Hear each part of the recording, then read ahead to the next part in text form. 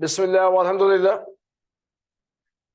अगर एग्जामिनर हमसे पूछता है क्रिमिनल लॉ की एग्जाम्पल्स क्या हैं, तो हम कहेंगे Pakistan penal code, PPC, criminal procedure code, सीओडीई।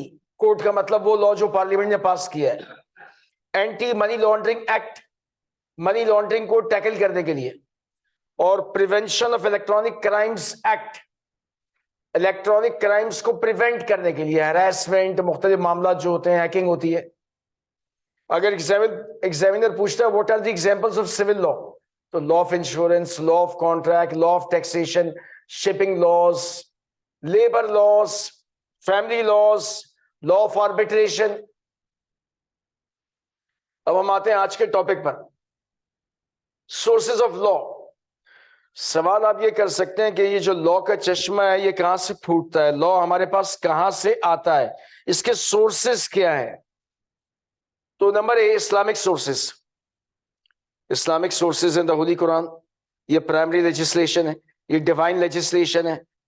उसके बाद है सुन्ना, ये भी प्राइमरी लेजिस्लेशन है, बाज इसको सेकेंडरी लेजिस्लेशन कहते हैं। और उसके बाद नंबर 3 इज्तिहाद। उसके बाद हम आते हैं अदर सोर्सेज जो हमारे एरिया है। अदर सोर्सेज में सबसे बड़ा सोर्स है लेजिस्लेशन। लेजिस्लेशन का मतलब the process of law making. हमारे पास जो लॉ आता है वो लॉ मेकिंग प्रोसेस के जरिए आता है, कानून साजी के जरिए आता है। कानून साजी, लॉ मेकिंग कौन करता है? पार्लियामेंट करती है। पार्लियामेंट एक इलेक्टेड बॉडी है, उसको अवाम उन्नास, जनता इलेक्ट करते हैं। वो लॉ मेकिंग करते वक्त किस तरह की लॉ मेकिंग करती है कि अवाम फैसिलिटेट हो सके। पार्लियामेंट के अलावा कोई और लॉ मेकिंग नहीं कर सकता। प्राइम मिनिस्टर नहीं कर सकता, प्रेसिडेंट नहीं कर सकता, चीफ जस्टिस नहीं कर सकता, आर्मी चीफ नहीं कर सकता। लॉ मेकिंग सिर्फ पार्लियामेंट कर सकती है। पार्लियामेंट लेजिस्लेचर है, यानी लेजिस्लेचर का ठप्पा हम किस पे लगाएंगे? पार्लियामेंट पे लगाएंगे, जो कि एक इलेक्टेड बॉडी है, और दुनिया भर में ये इलेक्टेड बॉडी है। उसके बाद नंबर 2 है केस लॉ। केस लॉ को प्रेसिडेंट भी कहते हैं। देखिए, पार्लियामेंट में आपने जिनको वोट डालकर भेजा है वो आपके और मेरी तरह के गोश्त पोश के इंसान हैं। वो फरिश्ते नहीं है, वो सुपर कंप्यूटर नहीं है। हो सकता है कोई इशू हो, उसको टैकल करने के लिए उन्होंने लॉ ना बनाया हो। अब जज साहब के पास वो इशू आ गया, अगर जज साहब ये कहते हैं पार्टीज को कि भैया तुम्हारे मसले को टैकल करने के लिए हमारे पास कोई लॉ नहीं है, तो आप लोग जाओ, तो वो लोग जज साहब को गंदे अंडे मारना शुरू कर देंगे। आप कहेंगे एग्जाम्पल, तो आपके प्यारे पाकिस्तान से एग्जाम्पल लेते हैं।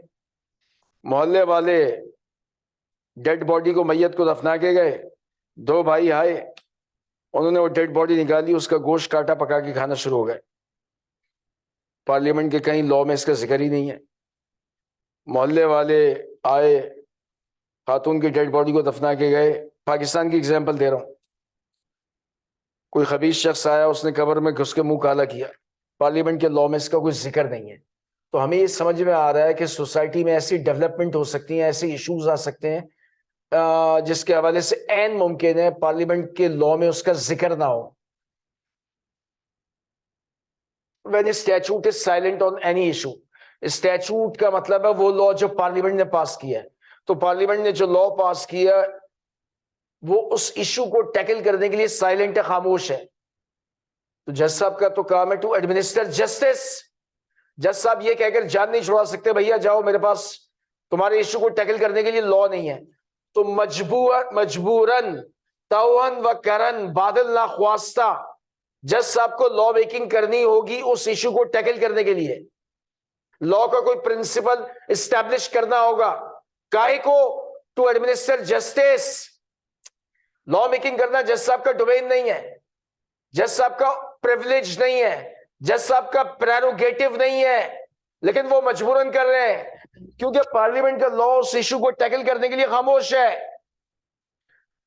तो एक केस को डिसाइड करने के लिए जज साहब अगर कोई लॉ का प्रिंसिपल क्रिएट करते हैं क्योंकि पार्लियामेंट का लॉ उस इशू को टैकल करने के लिए खामोश है, तो ऐसे लॉ को कहते हैं केस लॉ। ऐसे लॉ को कहते हैं प्रेसिडेंट। प्रेसिडेंट बोले तो नजीर, नजीर बोले तो मिसाल। क्या मतलब? अब अगर इस इशू को टैकल करने के लिए पार्लियामेंट ने कोई लॉ क्रिएट नहीं किया, कोई लॉ नहीं बनाया, तो जज साहब ने इस इशू को टैकल करने के लिए लॉ का जो प्रिंसिपल क्रिएट किया था वो एक नजीर बन गया, वो एक मिसाल बन गया। तमाम मातहत अदालतें उस प्रिंसिपल को अप्लाई करते हुए आइंदा उस इशू को टैकल करने के लिए जजमेंट डिलीवर करेंगी। वो बाउंड हो गई मातहत अदालतें। तो ये मजबूरी में आ रहा है। जज साहब का काम लॉ मेकिंग करना नहीं है। उसके बाद आते हैं नंबर 3, कस्टम। कस्टम का मतलब रस्म और रिवाज, वो सदियों से चलते चले आ रहे हैं, सीना दर सीना मुंतकिल हो रहे हैं, कहीं लिखे हुए नहीं है, इसलिए कस्टम को दी अनरिटन लॉ भी कहते हैं। आप कहेंगे इसकी एग्जांपल, तो आप खालिद बिन वली रोड पे गए यूज कार के शोरूम में। अब तो गाड़ियों की कीमतें शूट अप कर गई हैं।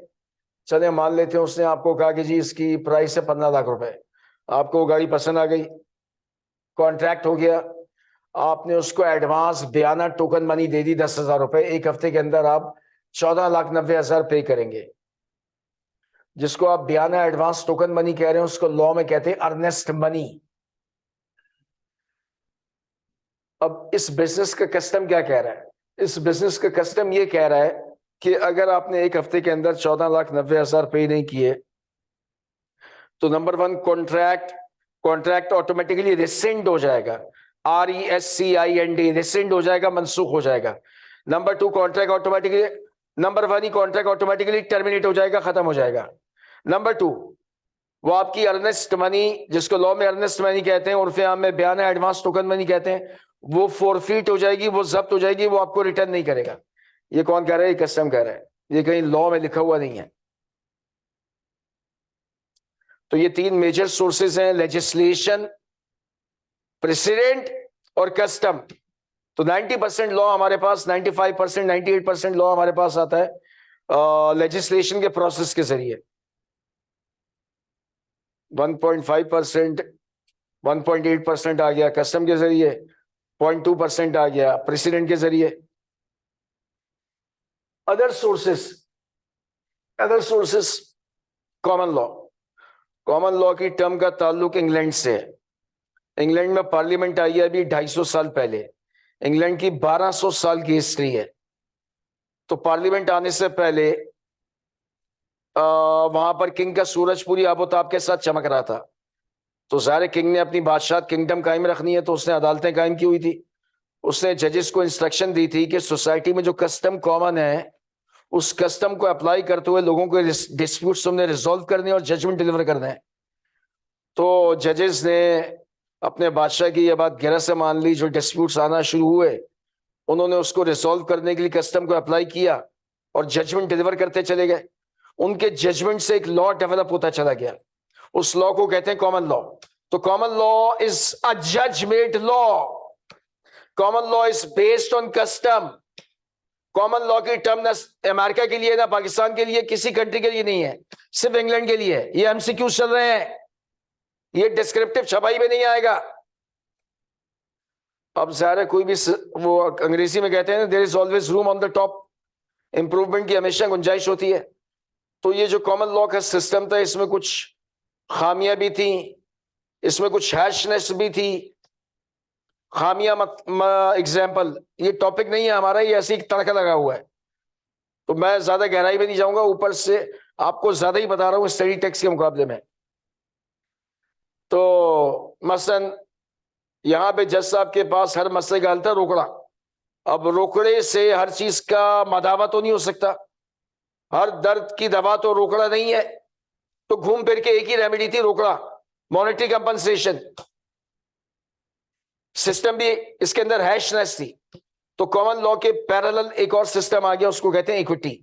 इक्विटी का मतलब है फेयरनेस, भलाई। ये सिस्टम कॉमन लॉ के पैरेलल एस्टैब्लिश हुआ कॉमन लॉ की हैशनेस को दूर करने के लिए। कॉमन लॉ में जो लिमिटेड रेमेडीज थी उन रेमेडीज का स्कोप बढ़ाने के लिए। कैसे आया, लंबी चौड़ी कहानी है, टाइम कंज्यूम होगा। तो इक्विटी ने जो मैटर्स और जो रेमेडीज मुतारिफ करवाई उनको आज भी इक्विटेबल मैटर्स कहते हैं। इक्विटी ने जो रेमेडीज मुतारिफ करवाई, मसलन स्टे ऑर्डर, ये इक्विटी ने मुतारिफ करवाया। स्टे ऑर्डर को लॉ में कहते हैं इंजंक्शन। तो इंजंक्शन को कहेंगे ये इक्विटेबल रेमेडी है। क्योंकि इक्विटी ने मुतारिफ करवाई थी। तो ये दोनों सिस्टम पैरेलल चलना शुरू हो गए। अब सड़क पे दो गाड़ियां अगर पैरेलल चलेंगी तो पीछे आने वाली गाड़ियों का रास्ता ब्लॉक हो जाएगा। तो आगे चल के जज साहब ने इन दोनों को सिस्टम को मर्ज कर दिया। अब equity as a separate body exist नहीं करती, दोनों सिस्टम मर्ज हो गए। लेकिन उसकी यादें बातें हर जगह रची बसी हुई है, महक बसी हुई है। जैसे कि मैंने अभी कहा कि उसने जो नए कॉन्सेप्ट मुतारिफ करवाए उनको इक्विटेबल मैटर्स कहते हैं, जो नई रेमेडीज मुतारिफ करवाई उसको इक्विटेबल रेमेडीज कहते हैं। तो ये हो गया sources of law. Sources of law हो सकता है एग्जामिनर जो है वो आपसे 2-3 मार्क्स का पूछ ले, एमसीक्यूज में तो आ सकता है। तो आपने कॉन्सेप्ट को देखना है, आपके पास लीगल टर्मिनोलॉजीज होनी चाहिए, आपके पास अपनी एवरेज रिटन स्किल इंग्लिश की होनी चाहिए। हस्ता लाविस्ता।